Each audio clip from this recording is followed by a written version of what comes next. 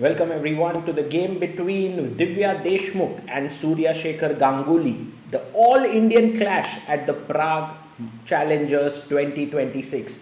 Divya has had 3 draws and 1 loss in 4 rounds, while Surya Ganguly has had 2 draws and 2 losses in 4 rounds. So both of them are searching for their first win and would be backing themselves to beat their opponent.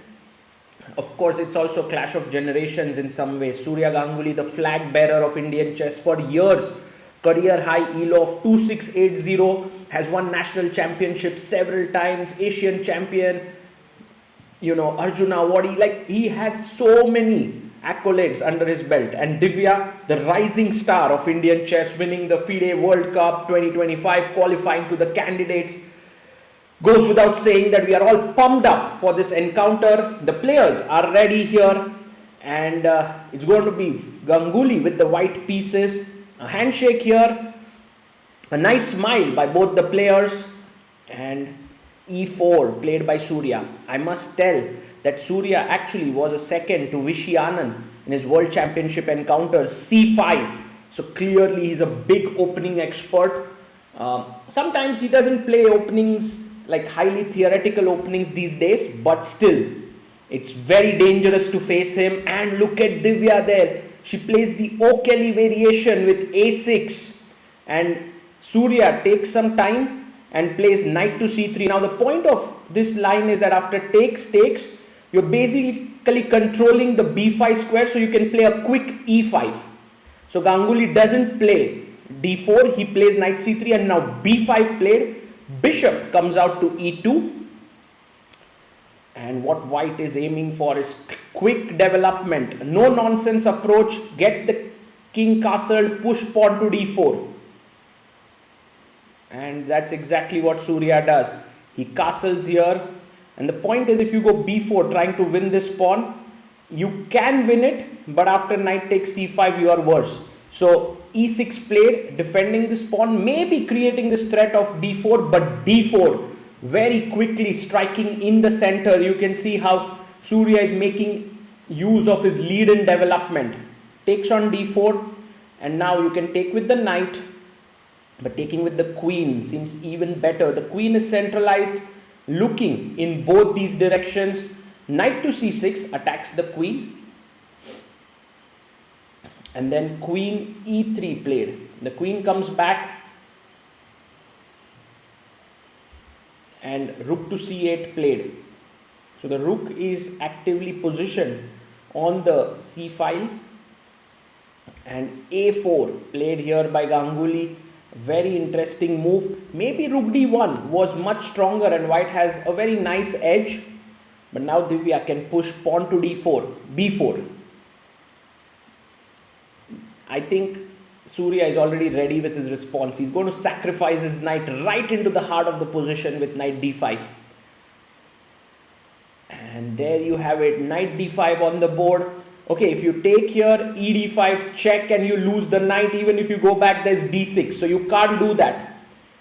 Divya brings her knight out to f6, and this is getting a bit dangerous because the king is still in the center. How do you open it up is the question. Do you keep the knight here? Do you play rook d1? Do you open the position with c3? Do you take on f6? Many tempting options here for Ganguly. And he's thinking about his move. And he comes up with rook d1. I love this move. And Surya is playing really good chess here. He gets up. And Divya needs to figure out her development of the bishop now. She goes bishop e7, and now this is a clear-cut concession. I feel like you just take, queen takes, and now something like a5, queen b6, even c4. This is huge position for white. So Surya can just take on e7. But I think he's tempted by something else. He's tempted by taking the knight, which looks very anti-intuitive, because you're taking the knight on f6, but I think he understands that taking with the pawn is bad, so she must take with the bishop, and then pawn to e5 is his idea. That's why he's played it here. And takes, takes on f6, e5 played, hitting the bishop. Bishop comes back, and now pawn to b3, a useful move to put the bishop on this long diagonal. Makes a lot of sense. But Surya first plays bishop to d3. He brings his bishop to d3 on this long diagonal here, and Divya brings her queen out on c7. She's pressurizing the e5 pawn, and now b3 played. So white is doing well here. Bishop b2 will be the idea next. f5 played by Divya. I love this move because bishop b2, you can now castle, your king is safer. With the pawn here, it looked dangerous. But of course with f5 you can do en passant. However, this en passant would play bishop takes f6 and suddenly the rook is hanging, but he takes it. He takes en passant, and not a good move. This is not a good move here because now bishop takes f6 and the a1 rook is hit. Somehow it feels like Surya has underestimated Divya's possibilities here. And rook b1 played. I think castling is dangerous. So this is what he's banking on, that if you castle, your king looks weak. But Divya is like, I'll go knight e7. And look at this now, knight coming to d5, attacking here the queen and the c3 square.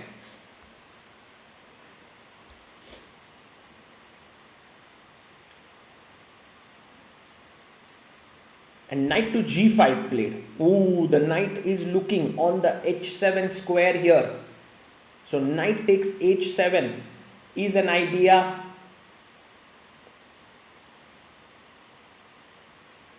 And queen e5 played by Divya. She brings her queen into the heart of the position. Now Surya can just move the queen, but he blunders. He takes on h7, and that's a terrible move by Surya Ganguly. He's missed that Divya can simply swing the queen over, and that attacks the rook and the knight. And look at Divya here. She's not even leaning forward. She knows that she's kind of winning here. She's thinking, what's wrong? Like queen h5, knight f6, but g f6. And suddenly the rook joins in the queen to attack the h2 square. Oh my god, and she plays it. She finds queen h5. And this is game over. It's a one move blunder by Surya Ganguly. And look at there, Divya giving a small stare to Surya. Surya takes now on f6, g f6 quickly taken. And this is hanging and this is hanging. Plays pawn to f3. But these are the kind of mistakes which are unforgivable in this format. And now Divya is totally winning. She might get her first win in this Prague Challengers tournament, which would be something huge for her.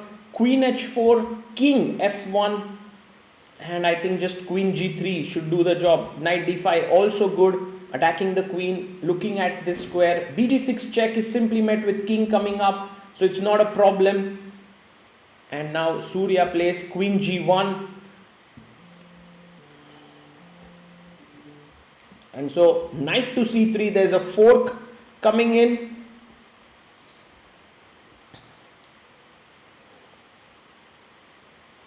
And its material is lost. Bishop e3, knight d1, rook d1.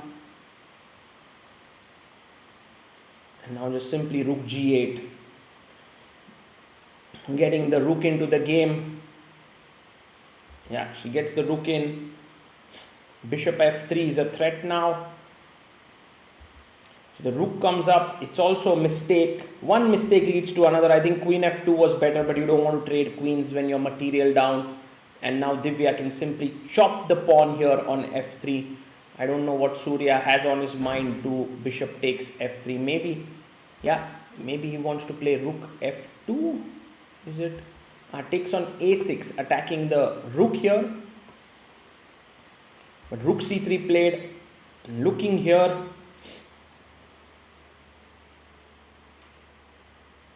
Bishop check. Oh, it's not a check. Sorry, attacking the b5, d7 square. And now the bishop simply comes back, offering a trade. The more pieces are traded. Good news for Divya there. Comes back to d3. and bishop e4. So bishop takes, queen takes, so goes back bishop b5, and Divya just makes the moves to gain a bit of time on the clock. Bishop d3, and now rook g7 played. Goes bishop to d4, attacking the rook and the pawn, and she takes on c2. Rook takes c2, bishop takes c2, and now you are completely winning. The bishop under pressure, the rook is active here, the bishop can come back to attack g2 square. There's nothing much to play for, the queen can be centralized, and Surya Ganguly resigns there with a smile on his face, and you can see him telling Divya that I completely missed queen h5 there, and yeah, not a happy result for Surya Ganguly. He loses his third game in this tournament, but a great result for Divya. She goes into the rest day with a win and on 50% score, 2.5 out of 5, and this can be really a confidence booster for her. She's already drawn against some strong opponents here, and now with this win she is moving to 2.5 points. And I love the fact that Surya not only lost the game, but always smiling, always positive. This is something that we also saw in his video against Pragnananda on our channel, which is one of the most popular one. When he resigns with a smile on his face, and that's what he did here as well, and was open to analyzing. And these are the moments which actually help himself and also the opponent to feel good.